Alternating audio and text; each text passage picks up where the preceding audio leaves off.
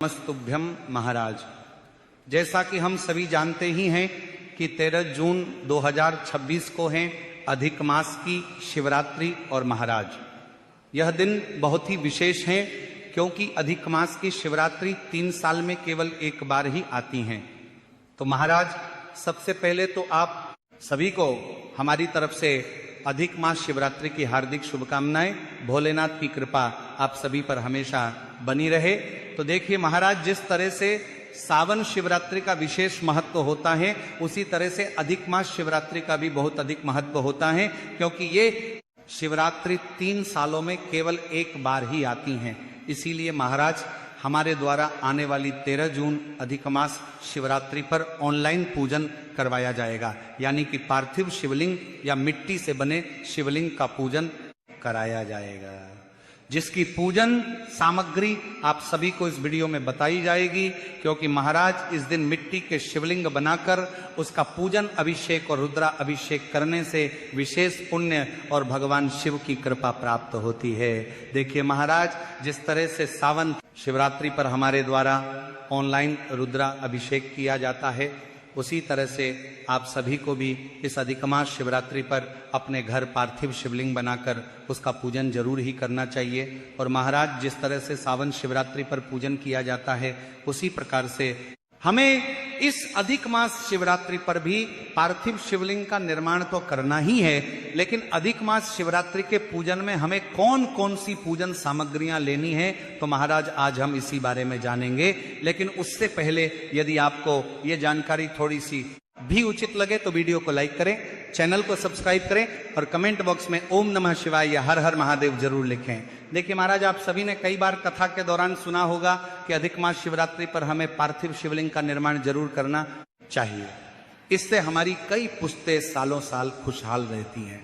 तो देखिए महाराज, सबसे पहला कार्य आपको करना है कि इस अधिक मास शिवरात्रि पर हमें पूजन जो है हर बार की तरह शाम को 7 बजे से ही शुरू करना होगा और आपको ये पूजन आस्था चैनल के माध्यम से लाइव करवाया जाएगा। इसीलिए आप सभी को 13 जून को शाम 7 बजे ऑनलाइन पूजन के लिए तैयार रहना है। तो देखिए महाराज, सबसे पहले तो आपको एक पार्थिव शिवलिंग का निर्माण करना होगा और ये जो पार्थिव शिवलिंग है आपको कोशिश करनी है कि बेल पेड़ के नीचे की जो मिट्टी है उसी से आपको निर्माण करना है और उसी मिट्टी में आपको काली मिर्च को पीस करके थोड़ा सा मिक्स करना है, क्योंकि इससे पार्थिव शिवलिंग का जो प्रभाव है वो बढ़ जाता है। तो काली मिर्च को आपको पीसना है और इस मिट्टी में डाल करके आपको पार्थिव शिवलिंग का निर्माण करना है। अब देखिए महाराज, पार्थिव शिवलिंग का निर्माण आपको 13 जून को अधिक मास शिवरात्रि पर दोपहर 12 बजे से पहले कर लेना है, यानी कि दोपहर में 12 बजे से पहले आपको कर लेना है, क्योंकि महाराज शाम को 7 बजे से आपको इसका पूजन करना होता है और ऑनलाइन पूजन में पार्थिव शिवलिंग आपको पहले से ही बनाकर तैयार रखना, इस बात का विशेष ध्यान रखें। तो चलिए अब हम जानते हैं कि हमें पूजन के दौरान कौन कौन सी सामग्री लगने वाली है। तो देखिए, अधिक मास शिवरात्रि का पर्व 3 साल में केवल एक बार ही आता है, तो इन सभी सामग्रियों को आपको अच्छे से नोट कर लेना है। तो देखिए, पहली सामग्री सामने आपको स्क्रीन पर दिखाई जा रही है जो कि है कमल गट्टे। तो सबसे पहले तो आपको 5 कमल गट्टे लेने होंगे। देखिए, कमल गट्टे जो है आपको किसी भी पूजन सामग्री की दुकान पर आसानी से प्राप्त हो जाएंगे। तो इस प्रकार से आपको 5 कमल गट्टे लेने हैं। अब महाराज अगली जो सामग्री है वह आपको लेनी होगी गेहूं के दाने। तो देखिए, गेहूं के दाने आपको 21 लेने होंगे और जो आप 21 गेहूं के दाने लेंगे वो आपको साबुत लेने होंगे, यानी कि आपको टूटे हुए खंडित नहीं लेने हैं। इस बात का आपको विशेष ध्यान रखना है। तो इस प्रकार से आपको 21 गेहूं के दाने लेने हैं। अब देखिए महाराज, अगली सामग्री आपको लेना है चावल के दाने। चावल के जो दाने हैं वो आपको लेने होंगे कुल 108 चावल के दाने, और चावल के दाने भी आप जो लेंगे वो कहीं से भी टूटे हुए खंडित नहीं होना चाहिए, इस बात का ध्यान रखिए।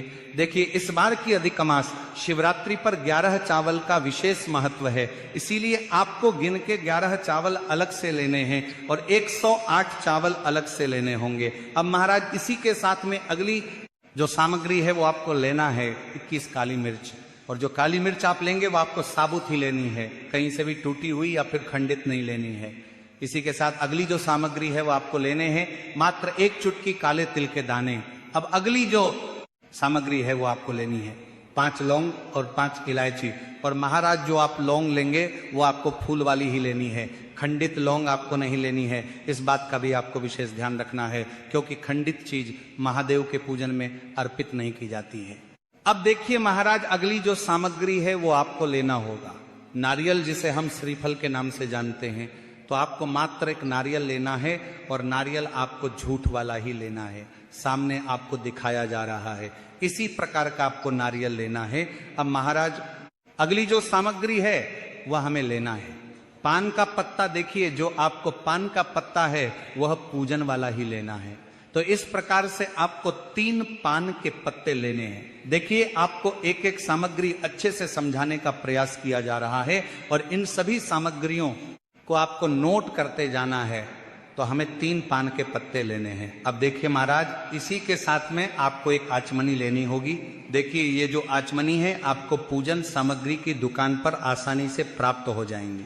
तो आपको मात्र एक आचमनी लेनी है और आचमनी के स्थान पर आप छोटी चम्मच भी ले सकते हैं, लेकिन चम्मच आपको बिल्कुल नई और शुद्ध ही लेना है। अब देखिए महाराज, इसी के साथ में हमें लेना होगा जनेऊ। जब भी महादेव का पूजन होता है तो इसमें हमें जनेऊ अवश्य ही लेना है। तो हमें मात्र 2 जनेऊ लेना होगा।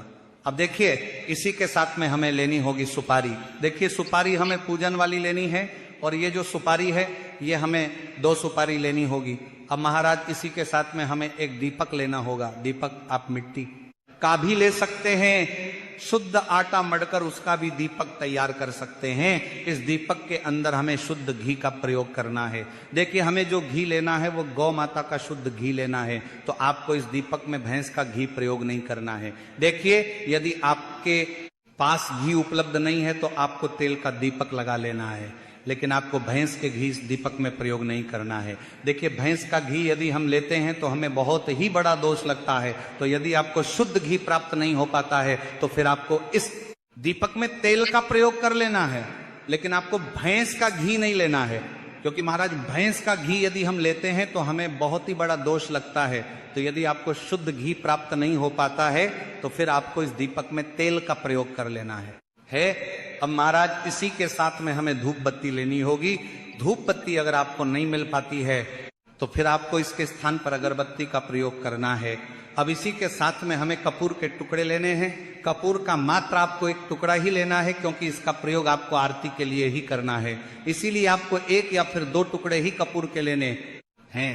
अब इसी के साथ में हमें लेना होगा कलावा। देखिए जो हम अपने हाथ में बांधते हैं रक्षा सूत्र के रूप में, वही हमें कलावा लेना है। और आपको कलावा का जो धागा होता है उसके छोटे छोटे टुकड़े करके अधिक मात्रा में इनके टुकड़े तैयार कर लेने हैं। और आपको ताकि पूजन करते समय हमें किसी भी प्रकार की परेशानी ना हो पाए।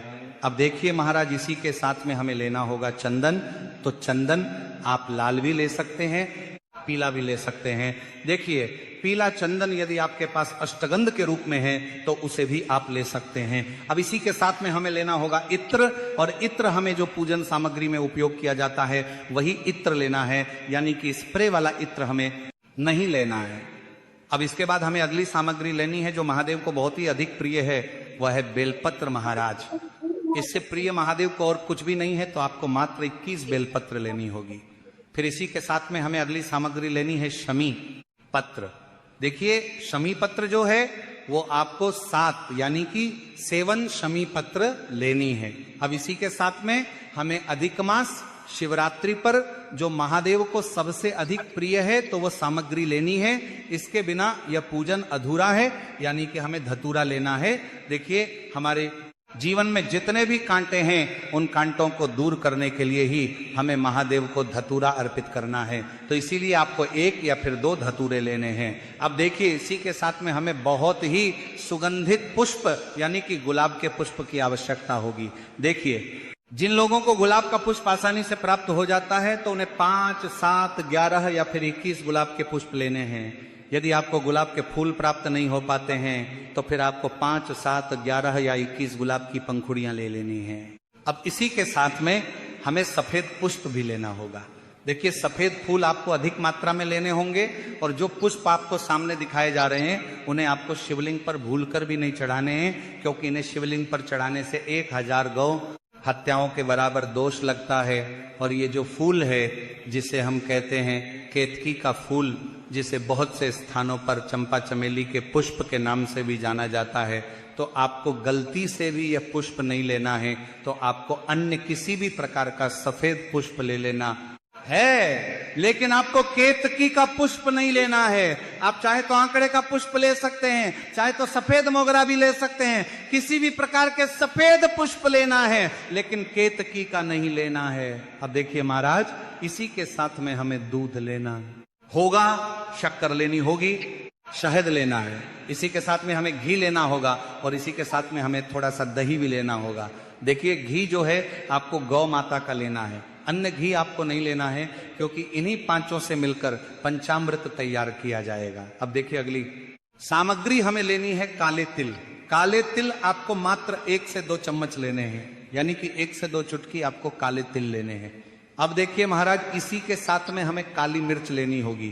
काली मिर्च आपको गिन करके लेनी है, यानी कि आपको 21 काली लेनी है, मिर्च लेनी है। काली मिर्च आपको साबुत लेनी है, खंडित नहीं होना चाहिए। अब इसी के साथ में हमें फल लेने हैं। फल आपको मात्र थोड़े ही लेने हैं, और चाहे तो एक ही प्रकार के 5 फल भी आप ले सकते हैं।